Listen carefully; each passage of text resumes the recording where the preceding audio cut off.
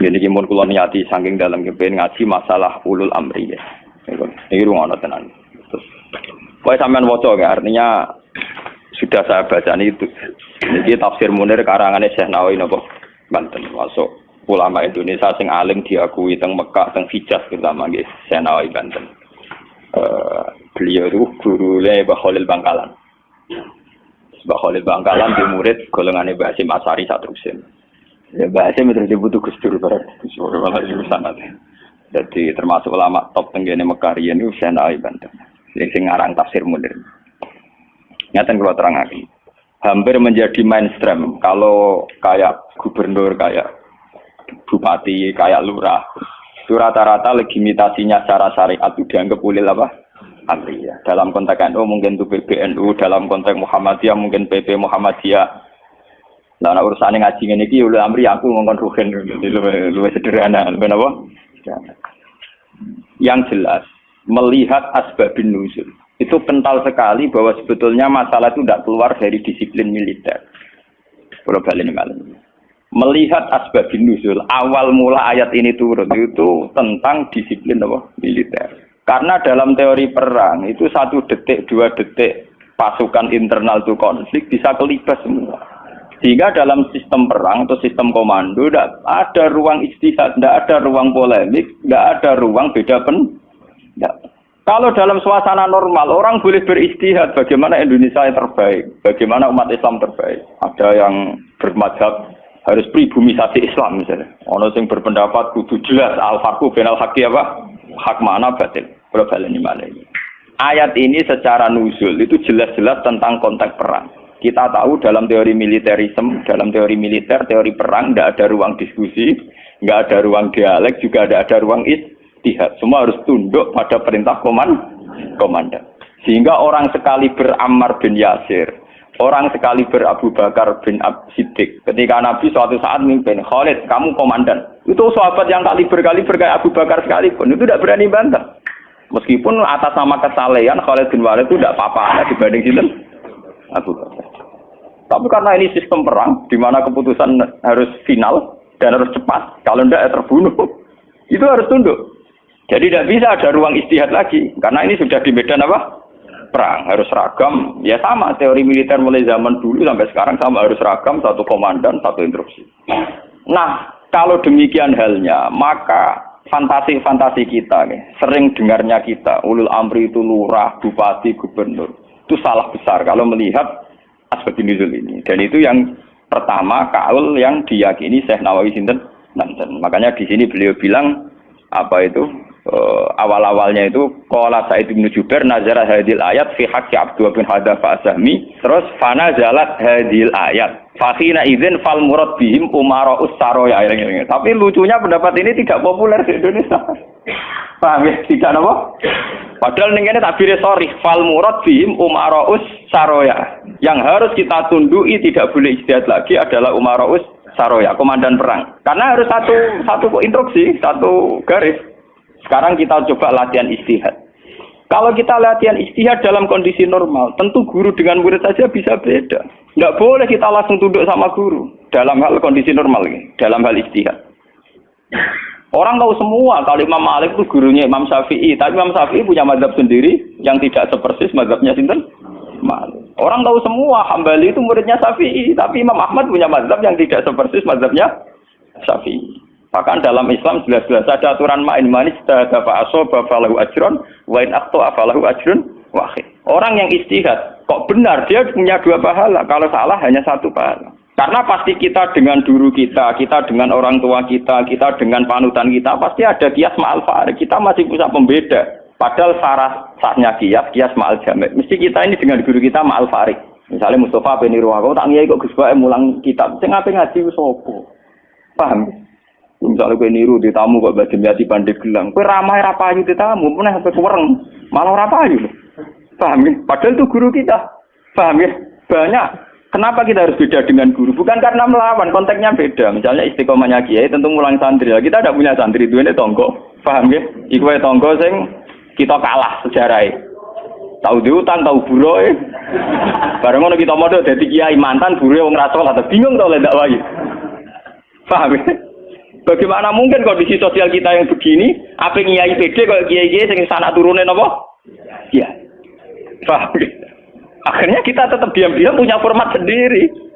Nah, makanya bagaimana mungkin ulul amri itu ditafsiri kalau harus seragam di luar konteks militer tentu salah besar. Malah Imam Nawawi memiliki dawuh bahwa ayat ini sebetulnya turun dalam konteks apa? Militer. Gini ku umaraus saroya. Tapi tragisnya pendapat ini tidak populer di Indonesia. Mulai tiap lurah, bupati sampai SBY, tiap kiai yang mimpin ormas itu mengklaim kalau beliau-beliau itu adalah apa? Ulil amri. Dan kita harus taat, harus tunduk. Paham ya? Itu kalau menurut pendapat di sini ya, niku awal yang dipilih ya. Artinya Imam Nawawi menceritakan 3 pendapat, tapi yang diprioritaskan di pertama. Biasanya tradisinya ulama, kalau yang dihikayakan pertama itu yang diyakini, paham ya? Dia misalnya punya 3 hikayah pendapat, ya kok yang diletakkan di pertama berarti yang paling apa? Diyakini. Itu biasanya tradisinya ulama kultural. Paham ya? Terus pendapat kedua, qala ba'duhum ta'atullah wa rasulihi wajibatun qat'an. Sudah jelas ya kalau taat Allah Rasul pasti wajib. Sekarang kalaupun ulul amri itu adalah penguasa atau ulama atau guru atau orang tua, itu dalam keputusan Islam yang ijma. Ini perlu dicatat. Dalam keputusan ijma, Islam yang sampai napa? Ijma. Bukan dalam keputusan Islam yang masih dikhilafkan. Dan tidak banyak masalah Islam yang ijma. Perlu dicatat. Tidak banyak masalah Islam yang diijma. Misalnya sholat zuhur, paling yang diijma ulama itu hanya bentuknya yang 4 rakaat. Variasi sendal kepembok. Paham ya? Ndak kok si tangan nggo ning isole udel apa ning igo sing jare ilang mergo dicolong Adam keluwen igo dikane sinten? Awak mindol ilahi harus ditutupi nak sendal kembok hadis kondi iku yo pirang-pirang. Paham ya? Oh, nak salat wong Pakistan ngeten kenceng. Wong Nabi nate dawuh nang salat sendal itu seneni. Maksudnya tanganan beno kaya biasane. Dadi ngeten. Pak, wono hadis nak cara riyen guru kula nate cerita. Nak salate wong Turki apike jajasan dasinan. Kok jare Nabi, kowe nak salat kudu ala ahsani hayatikum, pada baju terbaik kalian. Sarung identik mbek wong nganggur. Paham ya? Berarti kena salat sarungan berarti sowan pangeran dengan pakaian pengangguran. Paham ya? Mereka sarung itu gue kemulan, gue nyolong pelem, gue tabok dadu. Makanya orang Turki itu meyakini sholat yang baik itu pakai baju kehormatan. Iku sing gue sowan presiden gubernur. Dulu teng Mesir, tenggene Turki, wong sholat mesti dadinan celananan. Paham ya? Karena Nabi hanya pakai aturan umum, ala ahsani napa? Hayatikum. Sehingga pernah ada ulama hadis besar di Al-Azhar itu khutbah dia dasinan tidak pakai peci. Ditanya itu tidak pakaian mainstream yang di Mesir, ulama Mesir. Dia bilang ini ahsani hayatikum, ini keadaan terbaik saya. Paham? Jadi kalau pakai ukuran itu tentu kita sholat pakai sarung identik dengan pakaian istirahat. Kemulan, menon awang kota yang biasa celananan nganggo sarung bedak ning jeding, bedak ning kamar napa? Mandi. Tentu itu pelecehan. Nganggo teori ini. Dan itu banyak ulama yang anti, betul banyak. Kalau sampean di Turki, di Pakistan, di daerah-daerah yang meyakini itu pakaian pengangguran, itu kriminal betul. Karena siarnya begitu, nggih, tradisi siarnya begitu. Tapi kalau di Indonesia, untuk daerah tertentu juga ada semua Indonesia, sarung itu identik dengan pakaiannya santri. Ya sudah kita sarungan ala santri. Tapi coba kalau di Malaysia, kayak Mahathir Muhammad, dia pakai celana, sarungnya disampingkan. Dan itu ala ahsani apa? Hayatikum. Tapi di Indonesia masa gitu, ketoprak tapi. Nah ini contoh. Lah yang kayak begini tidak mungkin masuk kategori wajib taat karena variannya tidak ijma gitu loh maksudnya. Saya itu paham ya? Tidak mungkin kita taat sama guru sama penguasa yang variannya begini karena tidak pada level nopo ijma. Paham ya? Mulane kula nu tak ngiling-ngilingan, kula ngertakoki santri kula. Nah nak salat cepet. Ya sing wajib pokoke rukuk iku juga dari subhanallah terus sujud. Pokoke sing ijma tok kula niku pokoke standar-standar sing cepet. Kula ngiling-ngilingan sunah Nabi mok sita. Kula sering lambenan putih niku tak ngiling-ngilingan sunah Nabi. Mergo kula cobaan gak mungkin. Daripada ora blas, wae ngiling-ngilingan Nabi seneng pakaian putih, kula seneng putih, ngoten ngiling-ngilingan. Kula paling ra seneng klambi batik jujur. Kula Nabi paling ra seneng klambi sing corake ruwet. Mergo Nabi nate diajeki batik iku menolak karena corake napa keruwetan. Jadi taubun lahu a'lamu cara Indonesia napa? Batik. Karena itu untuk zina. Biasanya kalau dalam tradisi Islam yang untuk zina itu perempuan, apa? Perempuan. Makanya desain klambi takwa itu tidak ada yang badai. Karena memang kalau yang kaitan takwa itu identik dengan polos. Niki cerita sunnah loh guys. Artinya tidak ada yang saya kritik biasa. Apa standar. Nah ini cerita ala asani apa? Hati.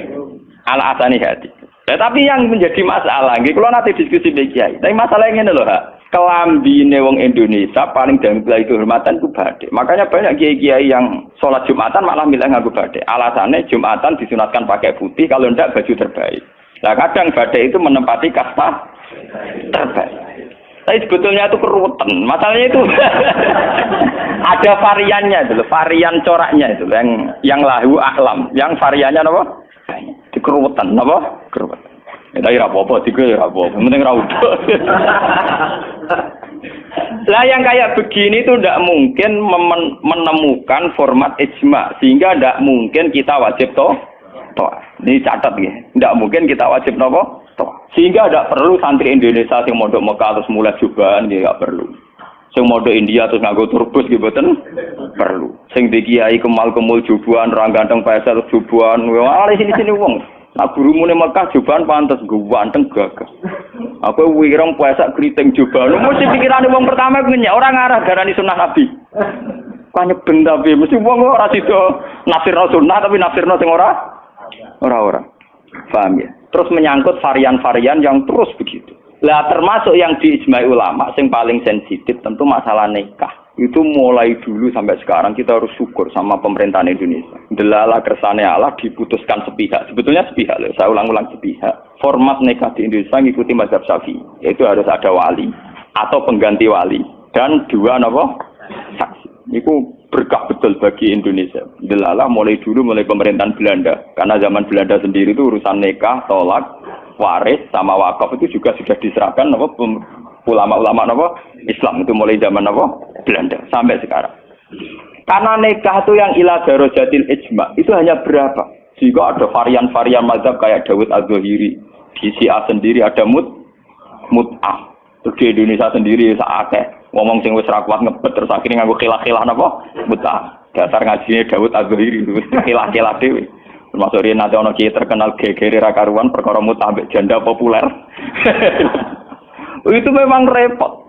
Tapi apapun repotnya itu tidak boleh divonis zina. Apapun repotnya. Sampai jangan pernah menvonis itu napa? Zina. Ya kalau tidak cocok. Tapi jangan pernah menvonis itu zina. Karena aturan main dalam vonis, dalam sanksi itu ngendikane Nabi idraul hududat bisyubuhat. Fa innal imama la ayyukhti afil afwi khairun min ayyukhti afil uqubah. Coba cari jalan terbaik yang paling bisa ditahmilkan, bisa dimumingkan. Karena seorang imam salah dalam mengampuni itu masih baik daripada salah dalam membuat hukuman. Salah nyepuro itu cek bener. Wes salah tangkap itu ngeri, paham ya? Nah salah nyepuro orang arah masalah. Kalau balen. Jadi kalau masalah-masalah sing ila darajatil ijma, tentu ulama wajib diikuti. Dan menyangkut sholat yang ila darajatil ijma itu bisa dihitung. Paling itu tadi bentuk subuh 2 rakaat itu ijma. Kunute wis ora ijma. Kunute pun mboten apa? Ijma. Bismillah mboten ijma. Sampeyan sholat nang Masjid Mekah ning Haram ora ngarang ana maca napa? Bismillah. Jare wong Syafi'i ta ora maca bismillah. Ketua KPIH itu pinter oleh ngerayu jamaah. Iku maca London. Kok karo mati speaker ana London. Mereka ngomong Syafi'i sing fanatik kita kok tenan. Sah napa boten Gus? Wong Fatihah kok boten maca napa? Bismillah. Ketua KPIH iku maca tapi apa? London. Kok karo mati speaker rasa London ayo kru. Lah jamaah ya goblok nggih pun nak ngoten. Dari dulu kalau bismillah itu memang masalah. Ya, mulai riyen memang napa? Masalah. Yang kalau kayak gitu itu tidak ila darajatil ijma. Lalu wonten cerita ulama Wahabi ketemu ulama Sunni. Zamane Sunni nang Indonesia iku NU. Kita koi. Bismillah iku ayatun min kulli suratin utawa ora. Dari ulama NU ya ayatun min kulli suratin. Ya mesti kiyak tau NU. Ditakoki wong Wahabi. Kowe nak nulis kul wa ahad iku mulai angka 1 ayat 1 ku apa? Ya kul wa ahad iya nak mulai ayat ya tulis mulai bismillah. Ora ana tulisan Quran bismillah ditulisi ayat itu. Mesti kul wa ahad 1, Allahu somad 2. Mungkin dhewe ora Engko barane ayat iku piye? Wong dhewe nulis iku mulai napa? Mulai kul huwallahu napa? Tapi ulama Wahabi kalah sitok ning Fatihah. Khusus Fatihah itu sebetulnya dalam ini ulama Wahabi itu pasti salah. Khusus Fatihah itu memang mulai dulunya dulu zaman ulama ahli hadis. Khusus Fatihah itu bismillah ayatun minha. Nggih, ayatun minal Fatihah. Makanya Qur'annya Wahabi sekalipun itu untuk Fatihah bismillah itu sudah punya angka apa? 1. Khusus Fatihah loh ya. Nah, kira tau neliti, menyerah tau paham. Mulai tuilik ngapal Al-Qur'an nganti laris semakne ora paham. Oh, ora bakat seneng ilmu. Khusus bismillah di Fatihah itu sudah ditulis angka 1. Karena dulunya dulu khusus Fatihah memang bismillah itu ayatun minha. Paham ya? Tapi di selain Fatihah jelas enggak sampean lihat. Di semua Quran seluruh dunia. Mesti bismillahirrahmanirrahim tanpa ada tulisan ayat. Baru kul a'udzu birabbil falaq ada 1. Paham ya? Itu menunjukkan bahwa tidak ayatun min kulli surah. Makanya sampean kalau punya Quran Arab Saudi ya, kalau sudah baca ya, ganti surat ya paling mandek sebentar. Ya langsung sabbi isma rabbikal a'la nanti ganti surat ya. Walaili idza yasa nanti ganti la tuwadduha atau apa pokoknya dia tidak tidak baca apa? Bismillah. Tapi api pemerintah ini Wahabi ora api, bae ngono lah nak nyetak Quran standar dunia tetep ono bismillah itu. Paham? Mbok dirapai piye pokoke walhasil niku dekne tetep nulis napa? Bismillah. Jadi cocok pokoknya sementing ditulis lumayan. Paham nggih? Mulane kiai-kiai kena iso do-do di jamaah. Sepundi kok mboten maca Fatihah imame. Ya maca tapi kira krungu. Nggih pernah ngerti. Wah payah. Paham? Tapi itu baik. Yang kayak begini itu tidak darajatil ijma dan kita boleh balelo, nggih boleh napa? Balelo. Ya sama seperti konteks tarawih. Kalau bolak-balik matur, wong Muhammadiyah roh kabeh nak tarawih nang Masjid Haram 20. Taslimatun min kulli rakaat. Tetep balelo 8. Pahami balelo napa? 8. Wong NU ya roh kabeh nek Mekah Madinah ora ono kunut. Tetepe balelo napa? Kunut. Paham? Paham ya? Di Muhammadiyah balelo ning tarawih, NU balelo ning itu sah secara ilmiah karena tidak darajatil ijma. Ya sah itu secara ilmiah apa? Sah. Apa contoh diterusno urusan poligami, tapi ekstrem. Poligami nggih ngoten. Wong roh kabeh, nak sahabat-sahabat itu garwane ana sing 16, ana sing 10. Tapi wong Syafi'i meyakini maksimal papat. Wong yo roh kabeh, nak Sidina Ali misale dibojo nganti 16. Raja-raja Mataram malah 32 apa 6 ngono. Padahal iku wis Khalifatullah pranata napa? Ya wong ya artinya kita ini itu tidak ila darajatil isma. Kamu menvonis zina pasti salah. Jangan mentang-mentang kamu Syafi'i orang Islam yang menikahi di atas 4 kamu vonis zina pasti salah. Vonis kamu pasti salah, kriminal vonis kamu. Jangan mentang-mentang Syafi'i kamu menvonis zina siapa yang nikah fawqal arba'. Nggak bisa. Karena itu memang keputusan maksimal 4 itu tidak. Sing ijma paling sak ndure siji mesti masalah geger kuwi ijma iku. Iku mergo nglakoni dhewe-dhewe. Paham? Nah iku peristiwa kenyataan, nah iku ora urusan ijma ulama. Mulane anggere ana kiai sing ahli sosial kados kula takok iku hukume poligami piye? Poligami ora piye. Lah kok derawan iku ya mari repot. Nah iku mesti kemari repot. Halal sing mari napa? Repot. Jadi masalah-masalah yang tidak darajatil ijma itu tidak usah punya vonis hukum. Jangan katakan orang yang nikah fawqal arba hukumnya itu juga menyangkut Jumatan. Jangan katakan kalau sebelum 40 orang terus tidak wajib Jumatan, tetap wajib. Khas mensyaratkan 40 itu khas mazhab nopo? Syafi'i. Tidak bisa. Misalnya di desa-desa terbelakang banyak yang jumlahnya belum 40 dan mereka tetap harus Jumatan. Dalam kitab-kitab Syafi'i sarannya juga gitu. Jika dunal arba'in sebaiknya tetap Jumatan. Meskipun nanti sebaiknya AA2 zuhron. Meskipun nanti sebaiknya ya ada apa? Karena bahaya kalau nanti ada Jumatan disyaratkan nunggu orang 40. Enggak ada dalam tradisi wong latihan berjuang langsung di umat kira 40. Iku apa-apaanan. Latihan berjuang di umat 40 iku sakake ya. Nabi dadi nabi selawase ana sing di umat moloro telu. Trimo wong sapi di umat minimal bro. 40. Ora ngarah. Paham ya? Ini kalau baleni malih. Kalau pendapat ulama itu ila darajatid ijma baru wajib ditundui. Padahal masalah yang ijma itu bisa dihitung dengan jari. Misalnya sholat 5 itu paling bentuk rokaatnya yang ijma. Bentuk fatihahnya ya misalnya Hanafi tidak harus fatihah. Pokoknya mata ya saro minal Qur'an. Macam-macam gitu. Oke, mata ya saro nopo minal. Kalau Syafi'i bentuknya harus fatihah. Tidak harus surat. Itu yang tidak ijma'nya. Begitu juga menyangkut i'tidal baca apa, rukuk baca apa, sujud baca apa juga tidak pernah ijma'. Sementing ada tumakninah biqadri subha. Nah, ya ukurannya bacaannya pakai begitu. Kalau diteruskan juga masalah qiraah, ada Ibnu Katsir, ada Imam Asim, ada Imam Amir, Ibnu Amir dan sebagainya. Sehingga qiraahnya Quran macam-macam. Cuma kita ngikuti qiraah atau Asim riwayatin apa? Hafiz yang kita yakini dianggap qiraah apa? Masyhur. Paham itu? Kalau terusaken niki. Jadi niku sing menyangkut isma. Lah niki sing radi ekstrem Imam Nawawi ngendikan wa amma ta'atul umara wa salatin fal aksar annaha takunu muharramatan. Niki ekstremen. Kalau taat pada penguasa atau raja itu kebanyakan konteksnya, kebanyakan kasusnya itu malah haram. Li annahum la ya'muruna illa bil dzulmi. Paling banter kebijakannya berbau napa? Zalim. Nah, niku ekstremen ya. Jadi Senawi Banten itu ekstremen. Dan dalam hal ini saya tidak sependapat dengan Senawi Banten. Karena kalau di kitab-kitab lain itu rata-rata meyakini vonisnya jangan haram, tidak wajib.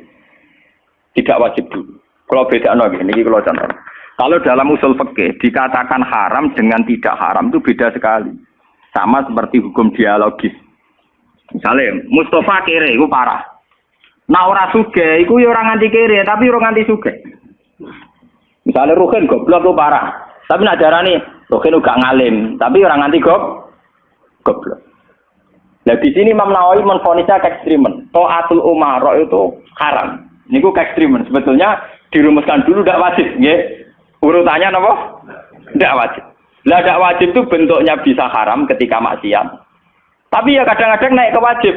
Kalau itu menjadi maslahatul ra'iyah. Paham ya? Juga bentuknya bisa sunnah. Kalau baleni malih ya. Jadi tentang usul fikih ya, dasar-dasar ilmu usul fikih wonten aturan main ngeten nggih. Pertama misalnya hukum itu wajib. Ada tidak wajib. Lah tidak wajib itu bisa sunat, bisa mubah, netral. Ya, bisa khilafil aula. Jadi jangan divonis haram dulu. Ya, jangan divonis haram. Dan kita ngikuti tradisi Sunni bahwa taat kepada umarok selagi tidak memerintahkan barang haram, itu taatnya wajib. Selagi tidak memerintahkan barang apa?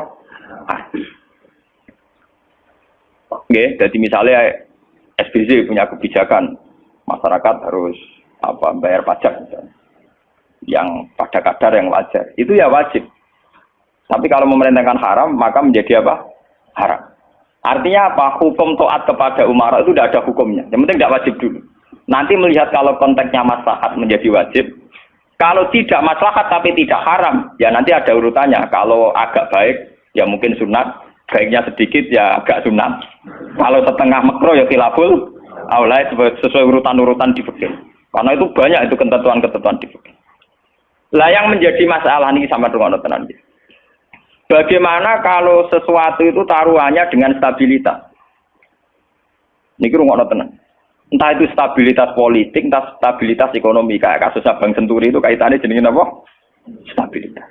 Niku paling ngeri dalam semua tradisi kekhulafaan dulu. Misalnya Yazid itu jelas-jelas gentuk. Yazid bin Muawiyah jelas-jelas gentuk. Dia adalah aktor di balik pembunuhan Said Husain di Karbala. Tapi kalau dilawan akan terus berdarah-darah umat Islam. Karena de facto Yazid lah yang dianggap presiden saat itu. Karena dia putra Muawiyah yang memenangkan pertarungan politik dengan Ali bin Abi Thalib. Jika kalau dilawan akan terus berdarah-darah umat Islam. Tapi keputusannya Said Hasan mengakui pemerintahnya Muawiyah, juga pemerintahnya Yazid. Apa mengakui kebatilan? Ya enggak.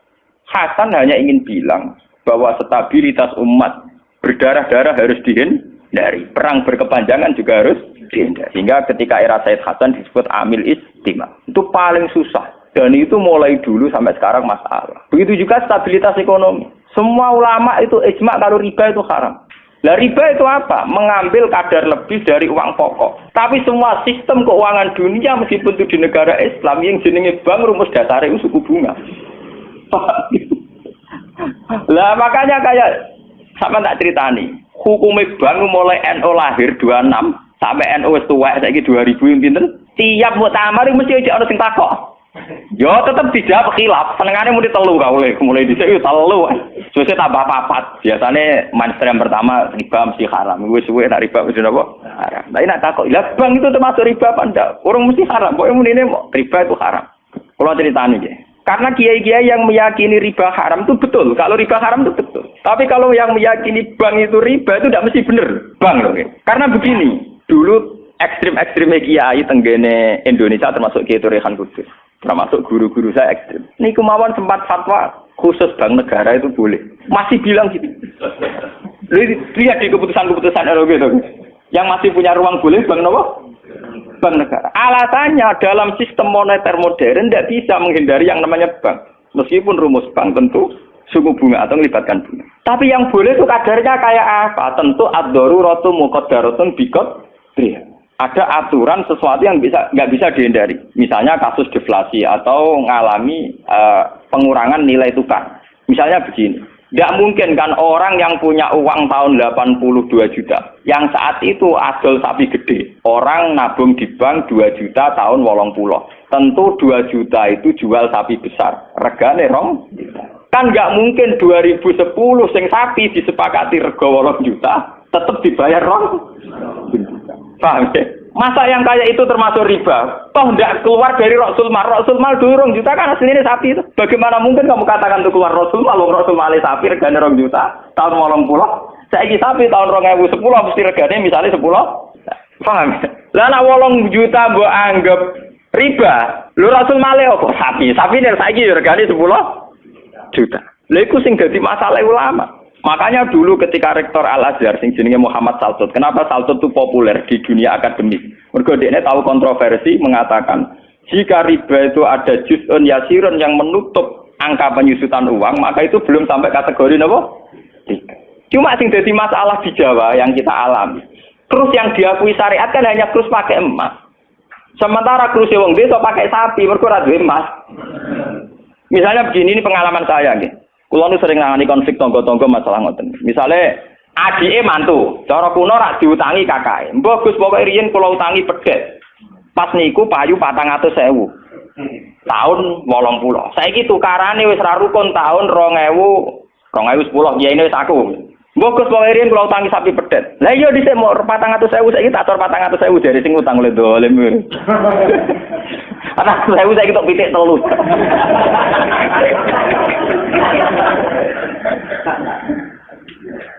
Aku lho dadi kiai iki gampang kula jawab ngeten mawon. Nek disaur 400.000 jelas mari geger. Itu kok ono pedet mawon. Wong riyen utange napa? Pedet. Sampeyan yo goblok. Terus orang nganggo emas nganggo pedet, wong dene pedet ya saya tuku pedet. Engko aku ngukumi wajib nganggo krus pedet nek wis rupa dhuwit mesti geger. Wah, dhisik kok pedet yo sahur napa? Sekarang tetangga saya itu banyak yang haji. Itu gara-gara krusnya sapi. Dulu mbah saya itu namanya Mbah Sidik. Itu haji ku entek sapi 16. Sekarang itu wong-wong darani haji ku murah. Dulu keluarga saya haji kula menangi gek cilik, keluarga kula haji mau bayar 7 juta. Terus menangi malih haji 14 juta. Pas bapak kula haji 2003 niku 23 napa? Juta. Tapi wong desa muni darani haji saiki sepakat murah. Mergo nak ngangkrus nganggo sapi. Mergo dhisik sapi entek sapi 16. Saiki 30 juta lah mau entek sapi papat. Dadi wong desa nak darani haji saiki luwih murah timbang dhisik. Artinya apa? Rupiah yang melonjak itu tidak ada pengaruhnya dalam kursi wong desa. Mergo dhisik 7 juta entek sapi 6, saiki 30 juta mau entek sapi papat. Bagaimana Anda bisa menvonis riba dalam konteks-konteks serwet ini ekonomi ini, paham ya? Mesti wong ora paham nak wong fikih ngukumi riba iku sak perampangan. Ya mau mikir maksudnya ora paham. Paham ya? Kalau kita nanti dibantah mbak Kiai, lah nak ngoten nak jenenge riba. Sama nak diutang aku malah saya kira iso nyaur, mesti riba. Wong diutang Pak, wong diutang. Saya iso nyaur mesti kudu riba. Ana riba ra iso nyaur. Lah contohnya piye? Nah misalnya sampean diutang aku 10 tik, saya iki golek 10 kangen mesti mbok sahur 100 rupiah riba lho kamu ning. Iya toh, misalnya orang dulu punya pecahan 10 rupiah, diutang 10 rupiah. Saya iki ruhe nyaur piye? Golek pecahan terkecil saya iki 100 nyusui ra iso lho. Wong pecahane 80 ya ora ono. Apa riba itu misalnya? Paham ya? Kalau riba itu persis nilai intrinsik, nilai nominal uang, tentu masalah. Tentu napa? Berarti uang diutang 10 sen atau 10 rupiah kudu disaur 10. Golekine ning ndi? Paham ya? Nah ora susah barang riba lu nyusui duit 100 rupiah, golek 10 rupiah 80 nggih. Piye carane? Malah dadi ulama gelem mikir. Paham? Lah yang kayak begini ini masalahnya itu repot. Kalau sudah menyangkut stabilitas, entah itu politik, entah ekonomi, pasti itu repot. Kasus-kasus ini, kasus Bank Senturi, kasus masalah intelijen itu kalau pertimbangannya stabilitas politik ada intelijen, stabilitas ekonomi ada permainan bank, kudu ono LPS, buah ono KKS, gampang ono bulat. Podo untuk stabilitas kiai yang ono antar kiai rapati ngalim kudu dilindungi, ku ono ya kiai. Nah karena semua itu demi stabilitas. Dari aku ditapai wong, cara jenengan Kiai Mustofa nis putih sak jawab ya wong apik. Tapi kok nate ngeten-ngeten ya wong tahu salah tapi tetep wong apik. Itu demi stabilitas. Kalau mau tidak percaya pada kiai tinggi juga repot agama iki, paham? Paham? Orang mau bangko yang kalau nggak ada motif percaya ono ras. Podo kalau dukungan masyarakat ke kiai rendah kita ya repot ngurus agama gini apa? Nang takoki kiai sapa iki cara jenengan putih apik ya mending. Tapi kok ngene-ngene Gus ya tetep apik di bangku ya bener. Aku lah sering disewani tiang-tiang, ono kiai terkenal apa di tokoh-tokoh desa, mbok terkenal apa ngono jenenge fitnah yo macam-macam, mbok fitnah mbok tenan apa napa alam. Ono kiai kok kelakuane ngene-ngene, terus piye ben apik to. Sing diarani kiai kok apa? Kiai ku wong sing mimpin salat. Angger pancen salat itu pas kiai, lan di luar iku kowe ra ngekno ora apa-apa. Sesuai kiai ini kadang-kadang soal aku, wala Gus kula difitnah ngeten. Ku yo goblok, kiai kok di luar urusan salat. Nek penting ku anggere salat ke rukuk makmum rukuk kabeh, pas ke sujud kabeh ku jenenge kowe pas nyai. Paham nggih? Di luar iku 50-50. Wong aku sing ngalime perasaanku ngono kok kowe kok repot. Aku ora wis ngalim, perasaanku dadi kiai pendak mulang ngene. Ora mulang wis rapati napa? Iya. Lho hak kontak kok tangga-tangga wong nganti sakniki biasa teng pasar lungguh teng parkiran iki lungguh teng isor iki biasa. Iki tiang-tiang lunggone sepeda motor dhuwur kadang ya wonten sing ngamuk. Wis ono Gus Ba, aku bilang, aku nyayu pedak mulang. Kenapa ngene iki ora pas sing apa? Cuma tetep wong saleh, menurut omong ya. Aku tetep wong saleh. Lalu kula ulama paling ora tau tersinggung. Mboten ate kula tersinggung, sale rukun tak kontan urut mboten tersinggung. Nggih biasa mawon. Ya ranura itu artinya jadi akal. Jadi pertimbangan. Ya apik jadi akal. Kudune seneng mbek santri jadi duwe akal. Kadang kita ini berlebihan, ngongkon wong liya juga taat di luar konteks urusan agama. Kadang kita nyuruh orang itu kan hadzun nafsi. Misalnya aku jadi kiai di rumah mewah, tentu kepengen ono pot sing indah, ono bunga sing indah. Ngongkon santri wajib nurut. Itu kan aku nafsu. Saat aku kepengen di bunga yang indah, di taman indah aku kan nafsu. Kenapa instruksinya pakai lembaga kekiainan? Paham ya? Oh itu kan kriminal, apa? Paham ya? Kecuali misalnya Rohen ngaji ngantuk, anggap kriminal bener dalam konteks agama kok itu kriminal.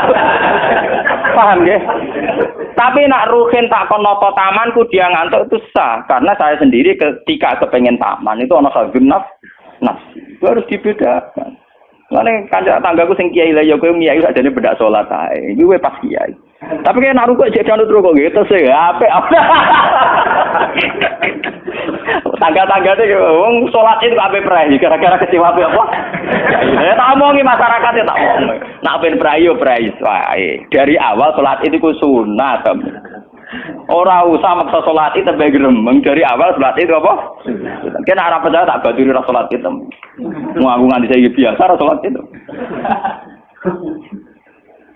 Mula biasa lho nganti sani ra salat. Iki toko-toko iki biasa. Iki biasa mawon lho. Ya tapi kan jadi keramat nggih wong barang aja. Ya biasa mawon gitu. Artinya bukan apa-apa ya. Mbok ya agama itu tidak usah sekere. Kon sunat ben tetep napa? Sunat. Terus kok ada Jawa ora tau salat subuh nek salat. Wong bakar nek keragat. Ora tau subuh tak melok wong. Penak. Subuh wajib ora tahu pas itu napa? Paham. Maka dan itu yang dipakai ulama-ulama dulu kayak Khulafaur Rasyidin pakai itu. Kalau perintahnya itu pribadi, mereka dari awal tidak mewajibkan. Sehingga mereka tidak punya masalah yang serius. Kalau baru atas nama agama benar-benar wajib toh. Sekarang itu kan rancu. Ngono arwe. Nah, ono santri kriminal kabeh, misalnya wong lunga, misalnya kiye lunga kudu mobil sumban, kudu wis rosi kudu. Itu kan bagaimanapun ada khazun nafsi. Ya kita ngongkon santri ya ngongkon, ben cung mobil ubah resi. Tapi kita tahu kalau itu pada unsur khazun nafsi. Nek rodok ngantuk sithik-sithik mbek anggap yo keben. Paham nggih? Kecuali kita ngongkon salat, ambek anggap kita marahi yang sowan pangeran jangan. Harus kita bedakan mana perintah kita yang masih berbau nafsu, yang mana benar-benar orisinil faktor agama. Faktor apa? Agama. Dan itu yang dipraktikkan Rasulullah.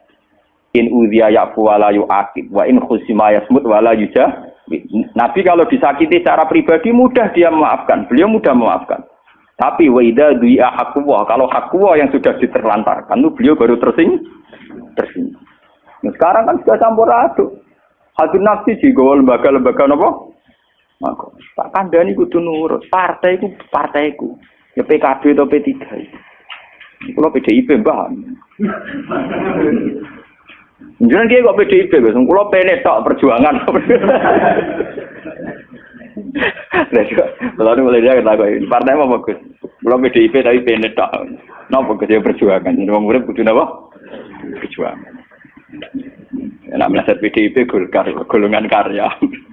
Wong alim kudu sering berkarya. Mohon kula terusaken nggih.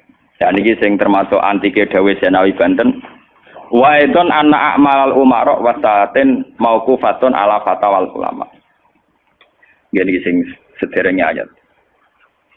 Harusnya kebijakan-kebijakan penguasa atau raja itu mauqufatun ala fatawal ulama, ala fatawid ulama, fatwa-fatwi. Raja atau penguasa itu kalau punya keputusan itu harus ikut pada garisnya ulama. Nah, kalau bolak-balik matur. Sekarang yang merupakan garis ulama dalam konteks bernegara itu apa? Ini kalau ngomongno sensitif ya. Yang kaitannya ulama dengan negara dalam konteks negara yang kayak Bhinneka Tunggal Ika itu apa? Itu pancen repot. Misalnya begini. Kita punya Ambon, punya Maluku, kita punya NTT. Ketika dipaksakan dulu piagam Jakarta yang memaksakan syariat Islam, tentu mereka akan menantang keluar dari Indonesia, NTT dan apa? Ambon, Irian Jaya misalnya. Yang kayak begitu itu tidak fatwanya ulama, itu sudah masalah bernegara. Lalu kalau nanti tanggal kiai cara jenengan sebut ikus, misalnya Indonesia memaksakan penerapan syariat Islam. Syariat Islam yang mana? Kalau syariat Islam formal, mungkin kita akan mengatakan sebaiknya diterapkan syariat Islam. Tapi termasuk syariat Islam adalah menjaga peluang dakwah. Ini catat. Dan saya siap ketemu Allah dengan pendapat ini. Bukan berarti saya terus pluralisme atau pakai teori-teori modern. Tidak. Saya pakai teori ulama. Saya tidak pakai teori modern. Catat ini. Saya tidak pakai teori modern. Pakai teorinya ulama. Termasuk syariat adalah menjaga peluang dakwah. Bayangkan kalau dipaksakan syariat Islam kemudian NTT keluar dari Indonesia Ambon. Kemungkinan kita dakwah di Ambon malah tidak ada. Juga kemungkinan Islamisasi di NTT malah tidak ada karena sudah keluar dari Indonesia. Paham ya? Mulai dulu wali songo ambek maling ya apik. Ambek tukang zina ya apik. Ambek tukang dadu ya apik. Itu bukan berarti mereka tidak bisa membedakan hak dan batil. Dengan diapii masih ada peluang komunikasi. Dan dengan ada peluang komunikasi, ada peluang dakwah, ada peluang pembenahan. Sama dengan utuhnya NKRI NTT bagian dari Indonesia, aja iso Kiai Rapayu kok rugen buak rono NTT. Ben dadi ya. Lho kanca kula nek pondok dhisik ra kanggo ini ran jaya kiai provinsi lah. Wingi sowan kula ngajak pangdam lha. Ya Allah Gus kula munggo ning sarang kiai RT ora payu ning kono kiai provinsi. Lho wingi sowan kula niku sowan numpak sahabat bareng sinten? Pangdam. Saniki mun gawe yayasan nggih sekolah tinggi lah. Jadi rektor saya gitu. Wadah buta huruf ora roh. Wong sak urip-uripe ngaji mbek kula ra tenan bodorane ra tenan. Saya bakasane mbek napa? Pangdam. Mergo ketika ada kerusuhan di sana, mesti tokoh agama diundang Pangdam. Dan ini termasuk mewakili tokoh provinsi levelnya napa?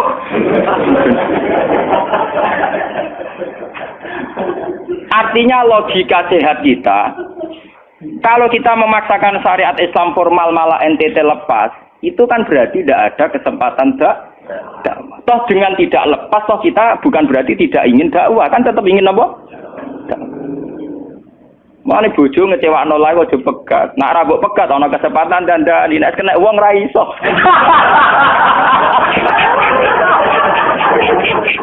Tapi tak takdir ra apa. Ya sama. Semua sejarah Wali Songo itu sama orang nakal kan ndak apa-apa. Sampeyan delok biografi Ki Khudori Tegalrejo, dhisik terkenal yo kancanan bajingan. Bajingane tunduk mergo sungkan ramahe. Teng Rembang ana jenenge Ki Sahid, wonge ganteng ki toreko. Niku wonten bajingan tobat mergo kula sungkan mbek Sahid. Mboten nate duka mbek kula, ger ketemu kula pengen senyum. Lha iku sungkan senyume nganti tobat. Artinya apa? Saat kita ekstrim atas nama hak dan batil malah lari. Toh teori itu ya diakui Quran walaupun tafazzan ghalidul qalbi lan faddu min hauli. Toh teori itu juga tidak jauh-jauh dari aturan Islam. Meskipun kita juga punya teori yang lain karena ini tidak selamanya berjalan lancar. Kadang gue kancanan nakal ya belok akal tenan. Kancanan nonde ya katut tenan. Selingkuh tenan. Sebab itu ya ben ekstrim yo keben. Nyatanya pribumisasi kadang ya katut tenan. Wong Gus kancanan nakal kadang tinakali ora anut Gus, kadang Guse katut sing nakal. Malah jadi rocker. Dari sisi pertama Jawa dibeli Guse sing melok nyanyi. Ora kok sing grup band malah wiridan malah. Artinya kan metode apapun kan enggak semuanya jalan lancar, tapi kita atas nama manhaj, metode, kita seluas mungkin punya wacana nggih, terus kita punya banyak pilih. Ini disebut istilahul aimah tetap nomor rahmah. Makanya yang kamu maksud dengan syariat Islam itu apa? Kalau sering bilang, yaitu misalnya ditetapkan undang-undang gini. Setiap syariat Islam, kenapa kita ngemis ke negara? Nunggu diundangkan. Kapan kita mandiri sebagai ulama kalau setiap syariat Islam nunggu diundang? Sebelum diundangkan negara, kita sama ulama selalu dakwah ilallah. Misalnya sebelum ada badan narkoba, sauri-uripe kiai mesti anti narkoba. Sebelum ada undang-undang misalnya tentang kawin, perkawinan, sauri-uripe kiai nak kawin mesti goleki wali. Nak ana tanggane kawin mesti goleki syahid, goleki napa? Wali. Kenapa setiap syariat Islam kita ngemis ke negara? Dulu ketika bubaran Ahmadiyah juga kita ngemis ke negara. Tanpa itu pun kita sebagai ulama tetap anti napa? Ahmadiyah. Lah nek saiki misalnya tokoh Ahmadiyah kalau menarik di bangku kowe, lah saiki kowe lomonti mbek kiai kono. Kowe kali-kali nyalahno awake dhewe barang. Ngono kalah lomo ngono ae. Bagaimana mungkin kita dakwah nek kiai sunine medhit, kiai non sunni lo? Ketika wong lari ning aliran dari aliran apa ses? Engko kan nanti hisab pangeran iku mlayu perkara kowe medhit ora perkara apa-apa, ora lara. Paham ya? Ini masalah. Makanya kalau baleni malih ya. Syariat Islam itu komplit termasuk aturan hak dan batil tapi juga aturan dakwah. Makanya kalau terima kasih ya, sama ulama-ulama sekarang itu sekarang ada rumus, ada fiqhul ahkam. Fikih yang menentukan hukum ini haram, ini halal, ini mubah, ini khilafil aula. Tapi juga ada fiqhud dakwah. Di mana dalam sebuah proses diperlukan satu toleransi. Jenis apa fiqhud dakwah. Dan itu penting kita kaji. Karena dalam sejarah Makkiyah juga begitu. Dalam sejarah apa Makkiyah. Ketika periode Mekah, zina itu tidak pernah halal. Kamu catat, zina itu tidak pernah halal. Maling juga tidak pernah halal.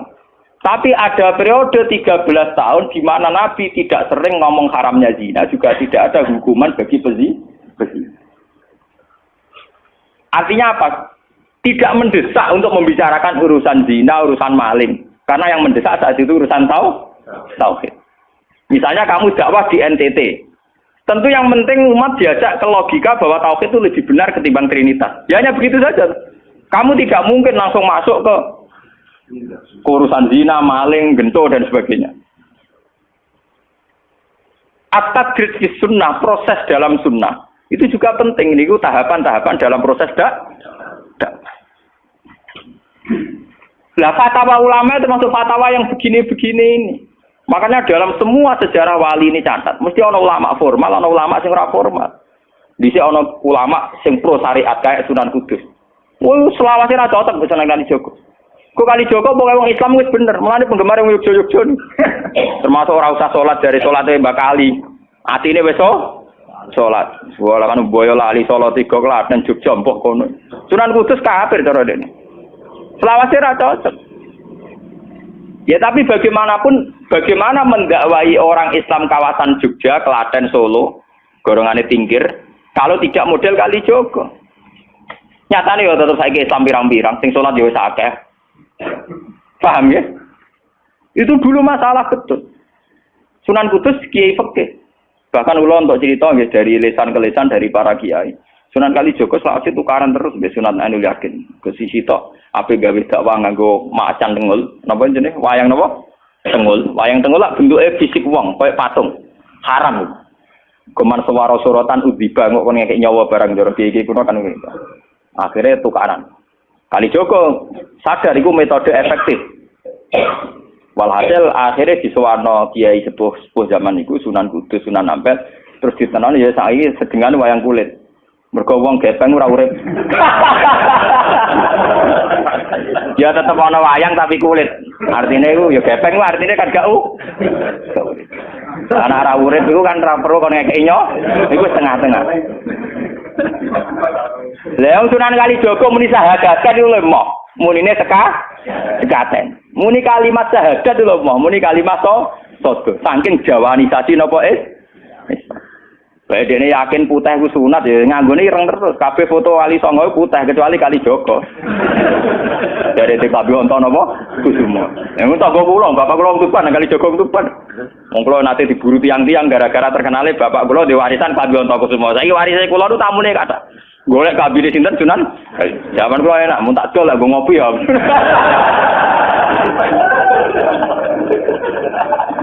Mau kok barang apik tiba didol nggo ngopi.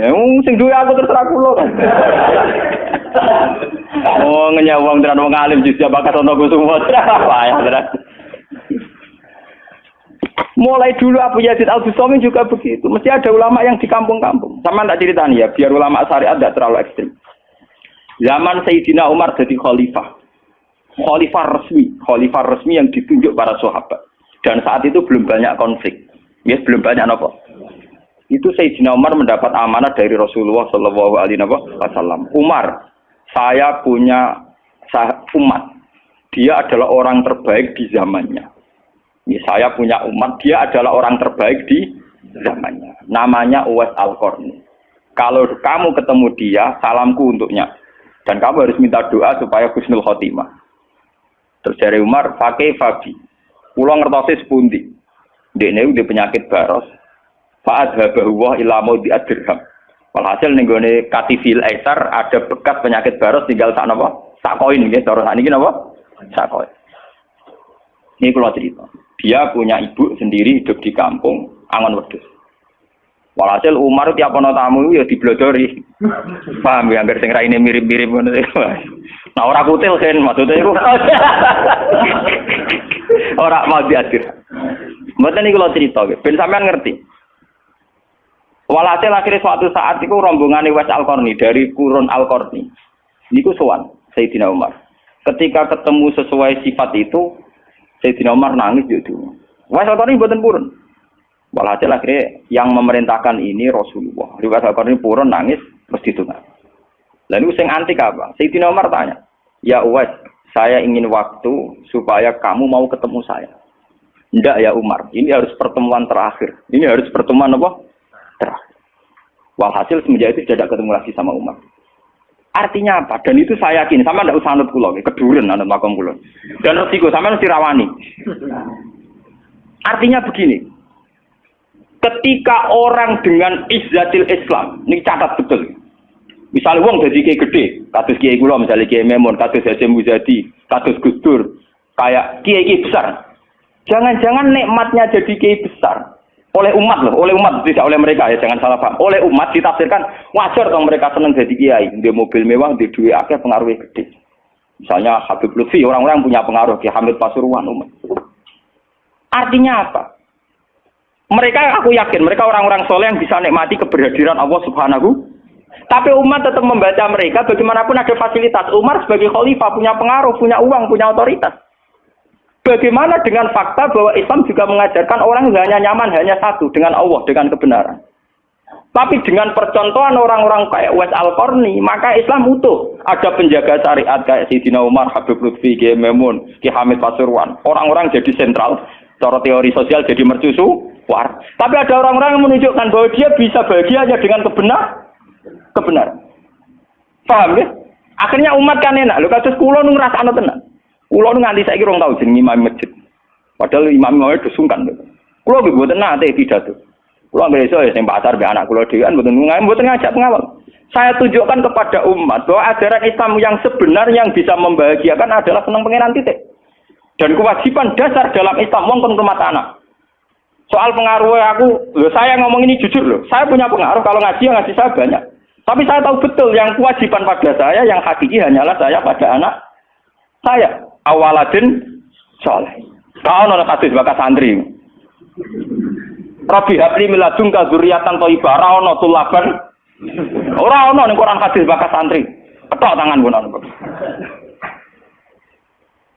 Paham ya? Artinya apa? Kalau santri-santri punya cita-cita kayak kiainya, mati dungo, itu kan terbayang kiai yang mulia, kiai yang dapat suanan banyak, kiai yang dijujuki wong akeh. Itu bahaya sekali, kok nak mulai ada di ngono mutung. Perempal-perempul. Aku ngalim lah ora ana kiai, ora dadi kiai. Loh, untuk jadi kiai itu kan gampang. Orang nikmati sholat, nikmati ibadah, nikmati kebenaran, wis hakikate kiai, paham ya? Malah dene gento, nak nyaratno enak ngenteni mul.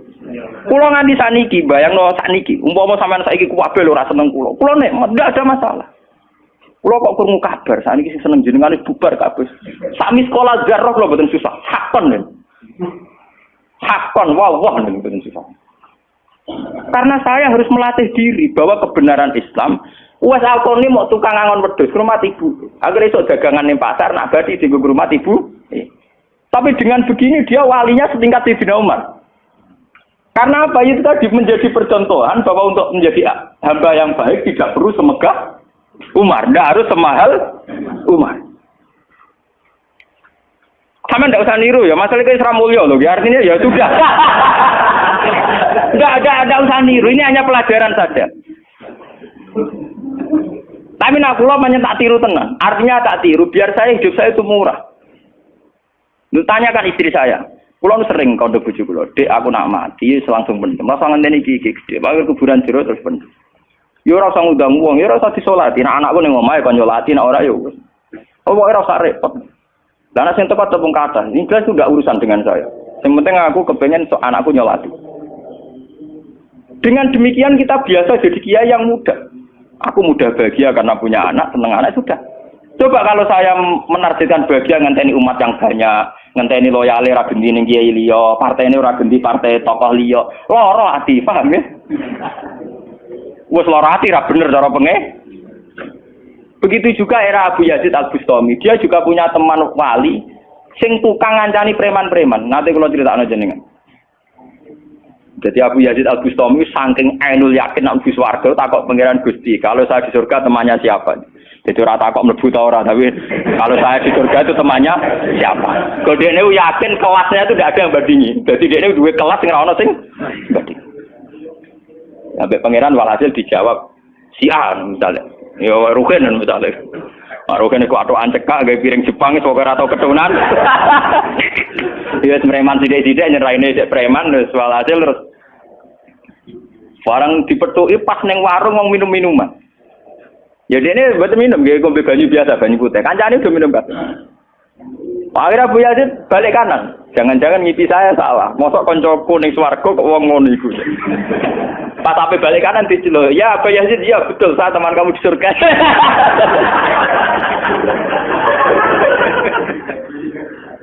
Akhirnya tak kok ya. Saya iku walim kelas atas, kok kelakuan nemu. Kula ngancani wong minum-minum niku dalam proses dakwahi mereka. Iku separuh wis tak tobat. Sing separuh tugasnya jenengan mriyang. Awalnya itu mriyang wali resmi kon nobatno wong mrek. Jadi gampangane umate Gus Mek tekan mimpin Hasim Muzadi. Paham ya? Abu Yazid terus ngetokno wali ini. Iya. Umatem kon delok raiku. Nak ora tobat ojo udang Abu Yazid habis. Gelalang. Hei umatku, itu seorang wali Abu Yazid. Lihatlah wajahnya. Langsung tobat kabeh. Ngene alamate kiai nek tau nobatno wong. Ana kiai kok ora tau nobatno wong, ora ana wong sing tobat krana wajahe ta suarane ora pati kiai. Paham nggih? Ora pati napa? Iya. Tugase kiai nobatno wong ora ana sing tobat malah kepelayon. Iku ora pati napa? Iya. Contoh lagi bahwa orang soleh itu tidak harus berkecimpung mimpin, itu cerita terbesar adalah Nabi Musa dan Nabi Khidir. Nabi Musa itu dengan segala reputasi, revolusi mengalahkan Fir'aun, menyelamatkan Bani Israel dari cengkeraman Fir'aun. Tapi ketika Nabi Musa merasa orang terbaik, saat dia khutbah ditanya siapa orang terbaik, ya Musa saya. Sama Allah diingatkan sama Nabi Khidir. Itu hanya orang sendiri di tengah laut. Artinya apa? Untuk orang menjadi soleh harus punya pengaruh kan? Tapi Khidir dewean. Tapi saiki wong kejangkitan penyakit. Kiai sukses wis mempengaruhi akeh, jamaah akeh, nak wiridan akeh, istighosahan. Lan kula nu tak latih tenan. Kula nggo gak ditegir ngalim mboten purun, mulang ngeten-ngeten. Saking nak sing mulang ra kula ketoke malah keliru. Kaya misale sing Jadi itu saja masalah itu. Ya misalnya sing motor rujuk era karu-karuan. Tapi saya tetap menjaga energi ala Uwais Al-Qarni hingga detik ini saya jaga. Biar saya mudah ikhlas. Islam itu gampang. Dengan kita tidak mentargetkan pengaruh, maka mudah syukur. Kulo nu ngrasakno tenan. Wong kulo anggere teng mriki nggih ubal ngebis, digoseki wong kaya wong awam kadang dipisoi tiyang. Cara-carane kowe enak tenan. Artine nggih nyaman tenan. Kadang dipisoi wong, kadang macam-macam cara-carane. Nah, kulo teng pasar biasa dipisoi wong nggih biasa. Dia kadang ngerti, sesuai ngerti, nak iku putrane bapak. Wong iki sepuro iki kula biasa. Wong kula boten biasa, boten apa-apa. Nggih biasa. Wong kula nate teng saran termasuk kiai. Wong nate ngebis mau dipukuli tiyang mergo ngrasa luwih kiai timbang. Anak kula teng pondok saran ngalim ngeten-ngeten. Padahal kula niku gurune berarti. Wah, maten wah. Wah. Saking awam kula, maksudnya karena saya dipil ngajak anak kula ya nggo dadan sitok ngono. Guyon mbek anak kula wis wong awam cekek. Situ bukan apa, bukan saya apa. Untuk menjaga itu bahwa khazanah Islam itu ada tokoh formal kayak Sayyidina Umar, Nabi Musa, kayak Kiai Memun, Habib Lutfi, ya siapa lah. Kalau di sini mungkin kados Kiai Nawawi banyak kiai-kiai, enggak apa-apa, itu harus kita jaga, kita hormati. Terus Mbak Nawawi, Mbak Munawir, Mbak Arwani kita hormati. Tapi jangan lupa kiai-kiai humul ini juga menjaga stabilitas agama. Dan itu di Wali Songo dicontohkan anane Sunan Muryo. Sunan Muryo itu satu-satunya sunan yang mau kumpul uang. Memilih kuburan di dhuwur gunung angel ra karuan. Artinya kita ini harus kaya sekali dengan khazanah-khazanah perilakunya para orang-orang Tapi kenapa kamu milih soleh-soleh yang duwe akeh? Jangan-jangan kowe wis kriminal, paham? Wong aku sing alim ora milih soleh sing ngono kok kowe ora ngalim kok milih soleh sing duwe akeh pengaruhe. Lan kula nu sakniki nu sumpun nang urip kula wis final. Kula nganggep urip kula pun final. Mana dari bojo kula wis tidak kula mati. Kula nu nganggep urip kula final. Artinya saya itu sudah nganggep Islam itu final. Umpama aku Islam itu kelebihannya kan gitu. Umpama dhewean ya nyaman, kumpul wong ya nyaman, tengah-tengah ya napa? Nyaman. Mulane dari hikam ketika mendidik humul. Bagaimana saya butuh orang saat saya lahir juga sendiri. Engko aku ketemu pangeran dihisab ya sendiri. Engko ning jero kuburan ya sendiri.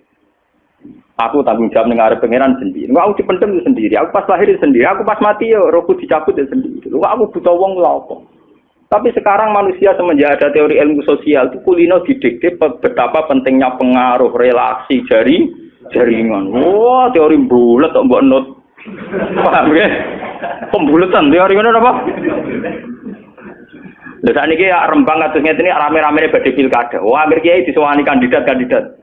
Lah niku kula niku entuk bocoran. Paling sumpek nek absen jenengan. Wes kabeh kandidat takok toko-toko arah-arah kasus. Padahal cara kula disowani nggih purun, tapi kita tahu kula luwih nikmat tak dolaran ambek anak kula. Kita kandhani asisten. Ya ora apa-apa rene, tapi aku ya ora janji ketemu. Pokoke pas dolaran ambek anak tak dhisikno anak. Muga cara Quran niku bupati ambek anak iku dibakati hubungane wong tuwa ambek napa? Anak. Mbok kowe bupati dolan apa tau dolan ambek anak menang anakku. Aneh lho Gus. Ora aneh pancen ngono cara Quran dibakas wae anak. Ning Quran dibakas kewajibane wong tuwa ambek napa? Anak la tudara walidatum biwaladiha wala mauludul lahu biwaladi. Engko nek wis mati zaman tabnu adam ing kota amaluhu. Engko termasuk ya awaladin salihin. Nabi-nabi susahe Rabbi habli miladunka dzurriatan thayyibah.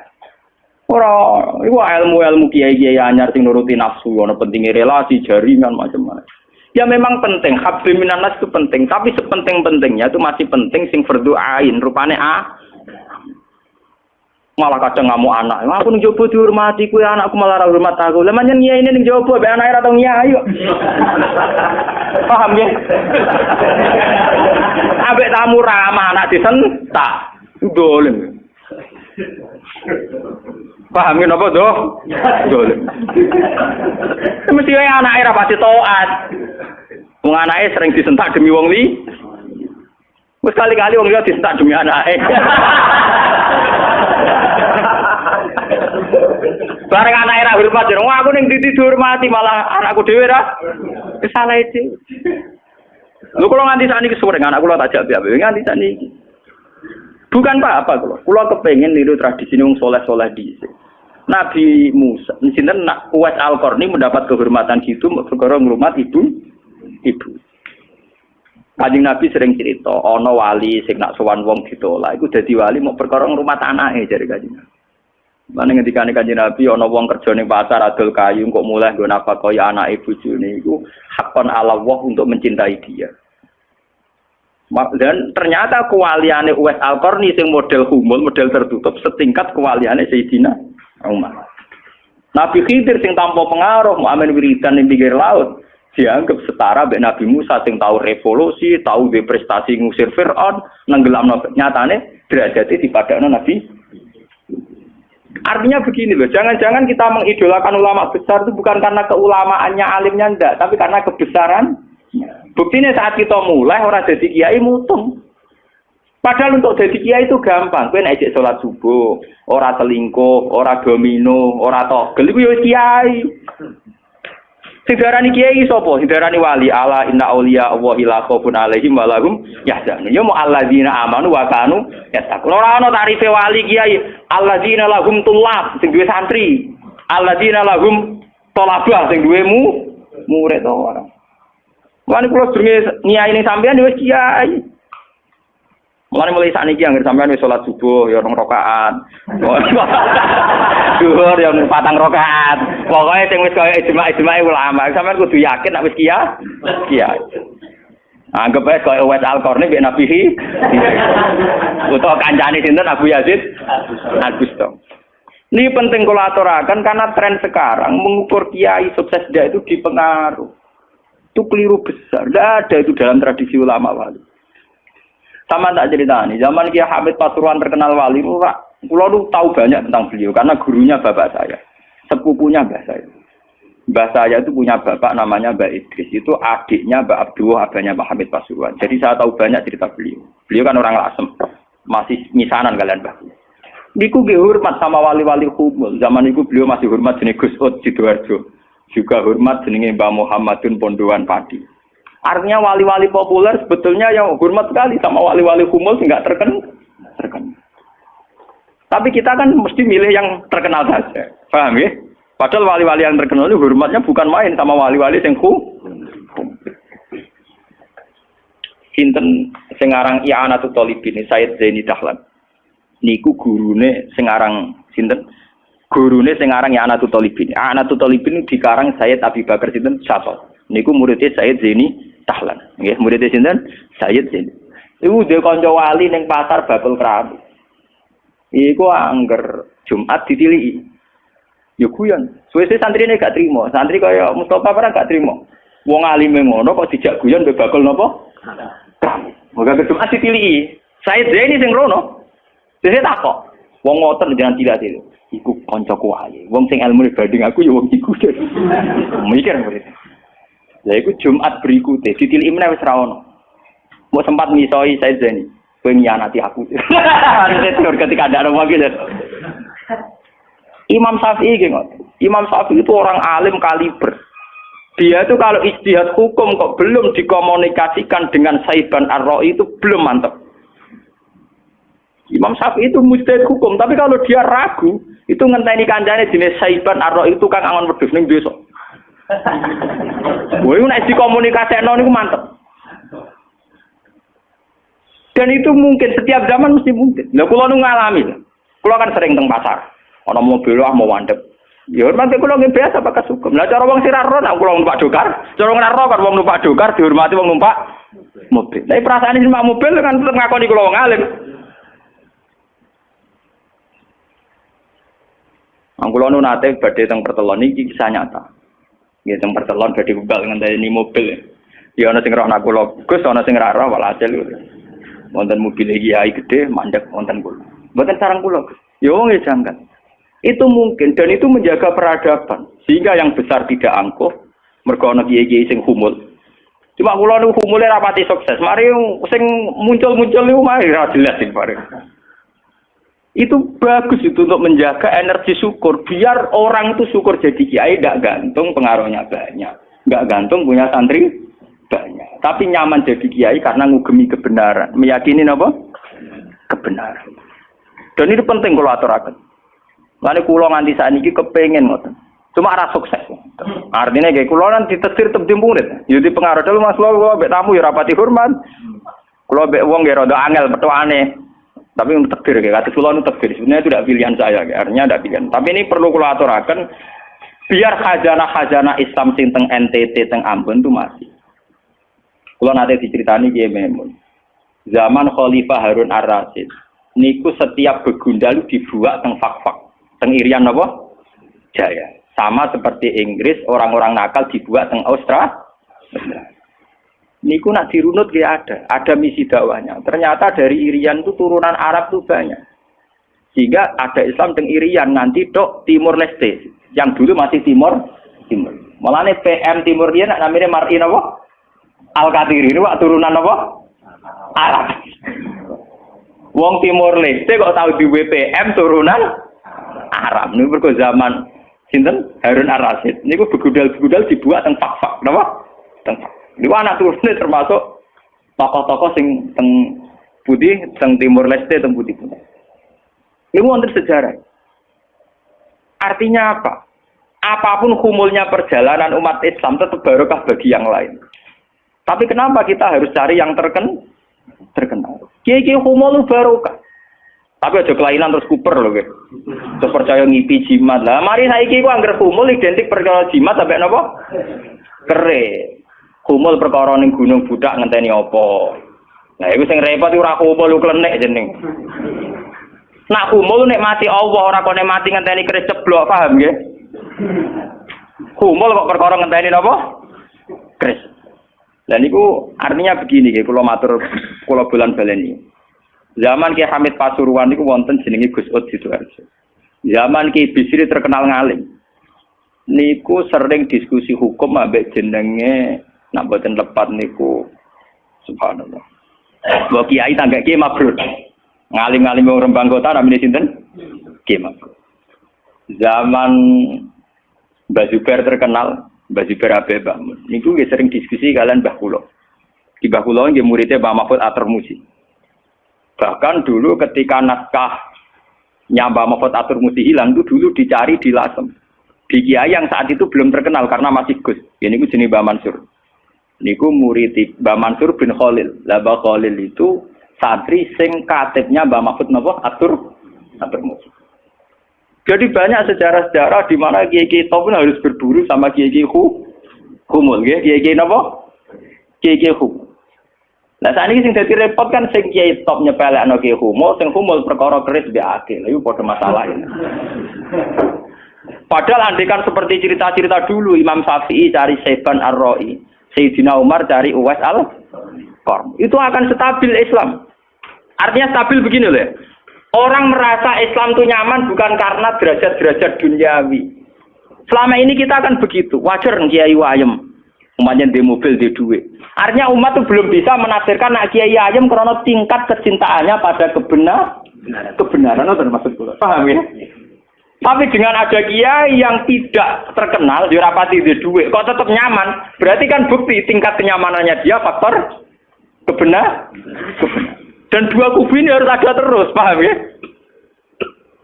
Untuk menjaga kestabilan Islam. Dan dalam semua sejarah itu ada, kalau punya datanya. Lho Abu Hanifah terkenal lu nembe lho gara-gara murid-muridnya. Abu Hanifah terkenal rumah kamu koyo Imam Syafi'i mboten. Dekne iku tukang kain ning pasar. Ku bedino ya dol kain. Adekne wong alim, angger wong rono jebule ra pe tuku kain, perkara takok hukum. Angger wong debat ra perkara nyang-nyangan, bantah-bantahan ambek sing takok. Terus terkenal wong alim diadol kain. Akhirnya populer. Dadi dekne terkenal keulamaan iku kok toko kain. Akhirnya diabadekno saiki asline bakal kain ngoten mau. Ya ana ulama terkenal liwat jalur toko napa? Sesuk tokone bangkrut mergo wong rono takok hukum. Niku sinten? Abu Hanifah. Saniki mboten rapati ngalim ngetokno kiyaine. Aku kula niku bertahun-tahun di kanca sing ora kula ngalim nggih kathah. Saniki yo getun mergo anak kula wong ngalim. Lah kaya kula wis repot kadung ngonangan repot. Muga-muga kaya roken humul. Mun kula terusaken nggih. Dadi wau nggih dadi fatwa ulama yang tidak ijma itu tidak harus diikuti. Wal ulama fil haqiqah umar fa ulul amri. Nggih, saya kira demikian. Assalamualaikum warahmatullahi wabarakatuh.